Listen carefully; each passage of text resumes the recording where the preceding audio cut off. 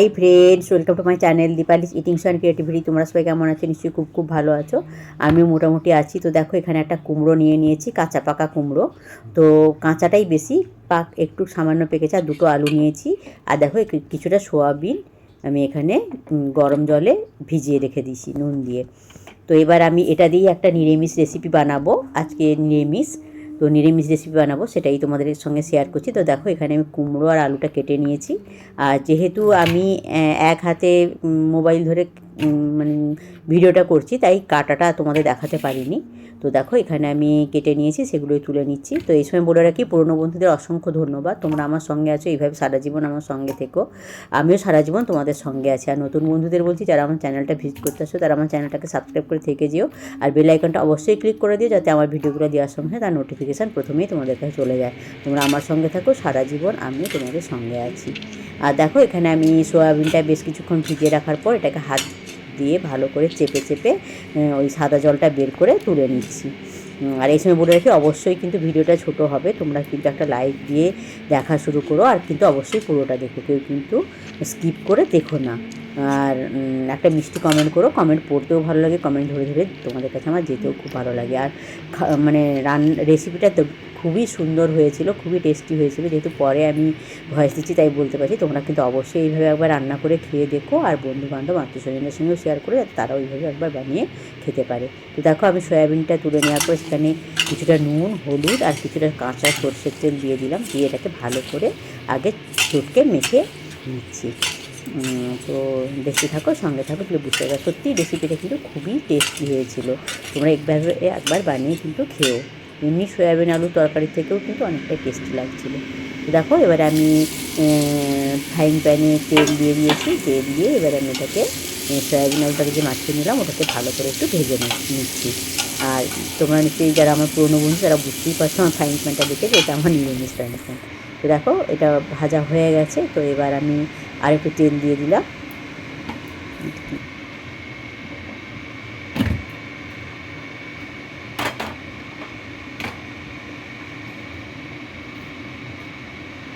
দেখো, তেলটা গরম হয়ে গেছে। এবার আমি এখানে একটু পাঁচফোড়ন দিয়ে দিলাম, আর দিয়ে দিলাম গোটা জিরে ফোড়ন।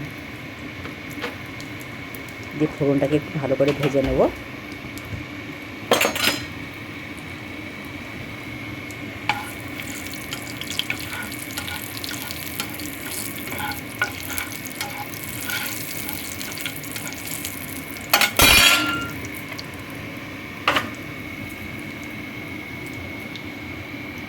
দেখো, এবারে আমি একটু এখানে যেহেতু নিরামিষ রান্না করছি, তাই একটু হিংও আমি এখানে দিয়ে দিচ্ছি।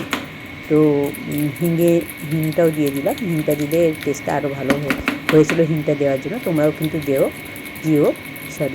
আর হিংটা না একটু লাল লাল করে ভেজে দিলে দেখবে না, ওর একটা আলাদা স্বাদ আসে। ঠিক যেন মনে হয় আমরা পেঁয়াজ রসুন দিয়েই রান্না করেছি, কিন্তু পেঁয়াজ দেওয়া থাকে না কিন্তু। আর দেখো, কিছুটা আদা আমি স্ক্যাপারে ঘষে রেখেছিলাম, এবার সেই আদাটাও দিয়ে দিলাম।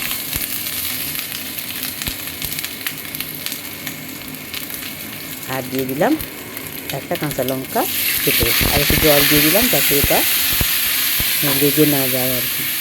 এটাকে এবার আমি ভালো করে একটু কষিয়ে নিচ্ছি। তো দেখো, এবারে আমি পরিমাণ মতো লবণ দিয়ে দিলাম, আর দিয়ে দিলাম পরিমাণ মতো হলুদ। নেড়ে নিচ্ছি। দিয়ে দিলাম সামান্য চিনি। নিরামিষ তরকারি একটু মিষ্টি বেশি ভালো লাগে। দিয়ে অল্প একটু জল দিয়ে দিলাম, এটা একটু কষিয়ে নিচ্ছি।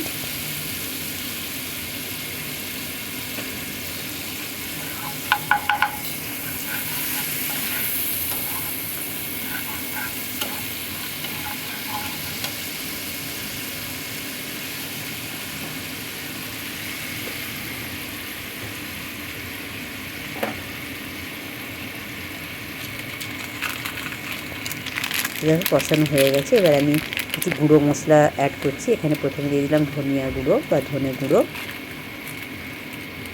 তারপর দিলাম একটু শুকনো লঙ্কার গুঁড়ো।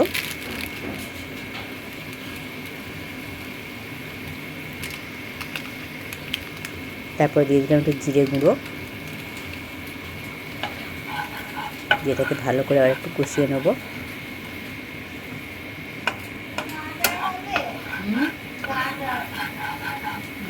ড্রয়ারে রেখেছি, দেখ যেখানে আমার তো দেখো কষানো হয়ে গেছে। এবার আমি যে কুমড়ো আলুটা কেটে রেখেছিলাম সেটা আমি এখানে দিয়ে দিলাম।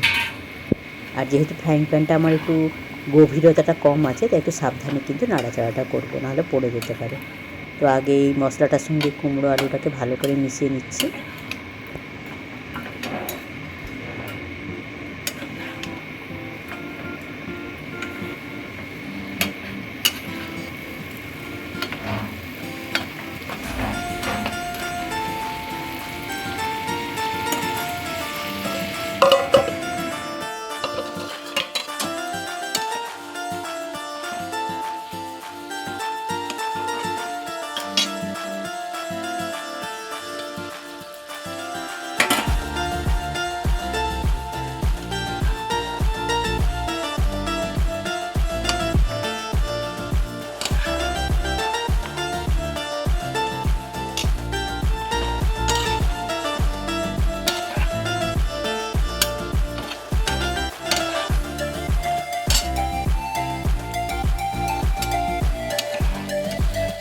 তো বন্ধুরা দেখো সয়াবিনগুলো দিয়েও ভালো করে নেড়ে চেড়ে নিয়েছি। এবার আমি একটা বাটিতে গরম জল বসেছিলাম, গরম জলটা আমি এখানে অ্যাড করে দিলাম।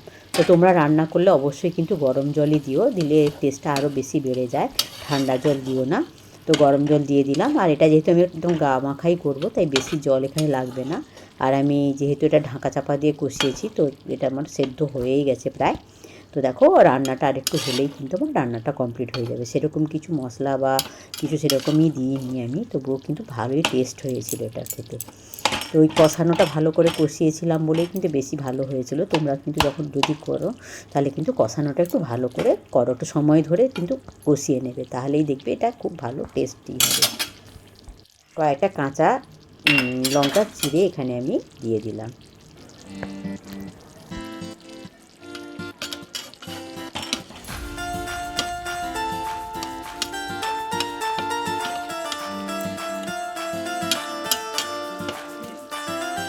বৃষ্টি যায়নি ভালো, তাহলে আমিও বলছি আমার রান্না হয়ে গেছে, কিন্তু বলার নেই তো।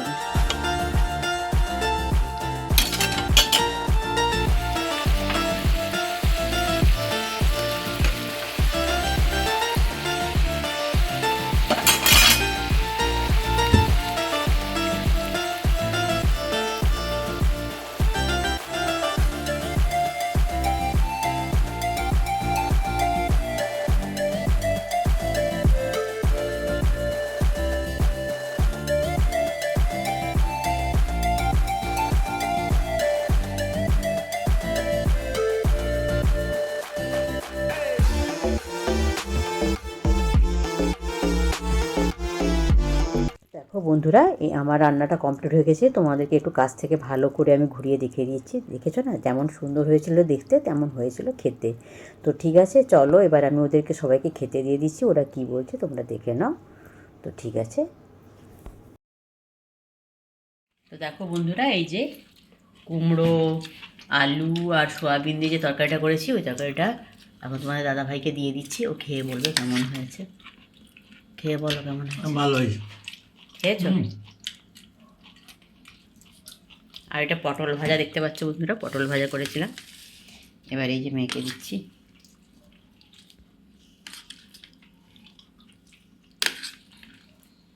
খেয়ে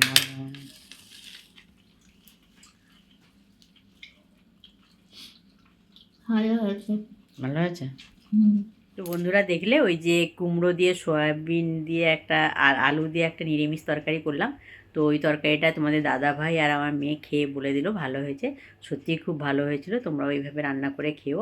সবাই খুব খুব খুব ভালো থেকো, সুস্থ থেকো, সাবধানে থেকো, আমার সঙ্গে থেকো। আমি সবসময় তোমাদের সঙ্গে আছি। Good afternoon, by.